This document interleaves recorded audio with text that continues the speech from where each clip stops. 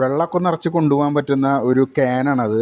ജാറെന്ന് പറയും, ക്യാനെന്ന് പറയും. ഇതിൽ ഐസ് ക്യൂബൊക്കെ ഇട്ടിട്ട് അല്ലെങ്കിൽ ഐസൊക്കെ ഇട്ടിട്ട് വെള്ളം ഒഴിച്ച് നമ്മൾ ദൂരെ എവിടെയെങ്കിലും ജോലി ചെയ്യുന്ന സ്ഥലത്ത് കൊണ്ടുപോയിട്ട് മണിക്കൂറുകളോളം നമുക്കത് തണുത്ത രീതിയിൽ ഇരിക്കുന്ന ഒരു അതിനൊരു പാത്രം അല്ലെങ്കിൽ ഒരു ജാറ് അല്ലെങ്കിൽ ഒരു ക്യാൻ എന്നൊക്കെ പറയുന്ന ഒരു സംഭവം ഉണ്ടാക്കുന്നതാണ്. അത് എത്ര നിഷ്പ്രയാസമായിട്ട് അവർ ഉണ്ടാക്കണം. പക്ഷേ നമുക്ക് വീഡിയോ കാണുമ്പോൾ നിഷ്പ്രയാസമാണ്. അതിൻ്റെ പിന്നിലുള്ള ടാക്സ്, അതിനുള്ള ബുദ്ധിമുട്ട്, എന്ന് പറയുക, ആ ഒരു ബുദ്ധിമുട്ട് നമ്മൾ കാണാതെ പോകരുത്. എന്നാലും നിങ്ങളത് കണ്ടു നോക്കൂ. കാണാത്തവർക്ക് വേണ്ടി അത് നിങ്ങൾക്ക് കാണാം. കണ്ടവർക്ക് സ്കിപ്പ് ചെയ്ത് പോവാം, കാണാത്തവർ കണ്ടു മനസ്സിലാക്കാട്ടെ. രസകരമാണ്. നമ്മുടെ രാജ്യത്ത് എത്ര ആൾക്കാർ എന്തെല്ലാം രീതിയിൽ ജോലി ചെയ്യുന്നുണ്ടെന്ന് നിങ്ങൾക്കറിയോ? ദിവസക്കൂലിക്ക് ചെയ്യുന്നുണ്ട്, അല്ലാതെ തന്നെ അത് മാസ ശമ്പളത്തിന് ചെയ്യുന്നുണ്ട്.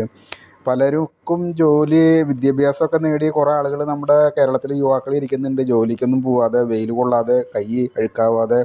എല്ലാവരും അല്ല, കുറച്ച് വിഭാഗം ആൾക്കാർ ഇപ്പോഴും നല്ല ജോലി കിട്ടും, നല്ല ശമ്പളത്തോടുകൂടെ പഠിച്ചതനുസരിച്ചുള്ള ജോലി കിട്ടും എന്നൊക്കെ പറഞ്ഞിരിക്കുന്നുണ്ട്.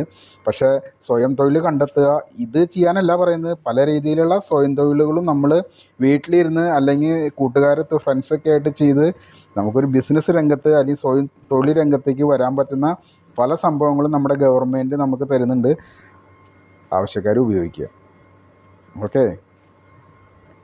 ഞങ്ങൾക്കൊക്കെ പഴയ കാലത്ത് പറഞ്ഞു തരാൻ ആൾക്കാരുണ്ടായിരുന്നില്ല. ഇന്ന് മൊത്തം ഓൺലൈൻ വഴി ഇഷ്ടം പോലെ നമുക്ക് കാണാൻ പറ്റുന്നുണ്ട്. അതൊക്കെ കണ്ട് തിരഞ്ഞെടുത്ത് ജീവിതമാർഗം കണ്ടെത്തുക. കുറച്ച് കാലം ജീവിക്കുള്ളൂ, നല്ല രീതിയിൽ ജീവിക്കുക. ഓക്കെ.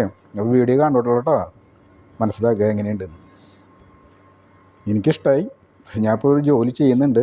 ഇൻഷാ അല്ലാഹ്, അല്ലെങ്കിൽ ദൈവമേ നോക്കട്ടെ, എന്തെങ്കിലുമൊക്കെ ചെയ്യണം, സ്വയം തൊഴിൽ.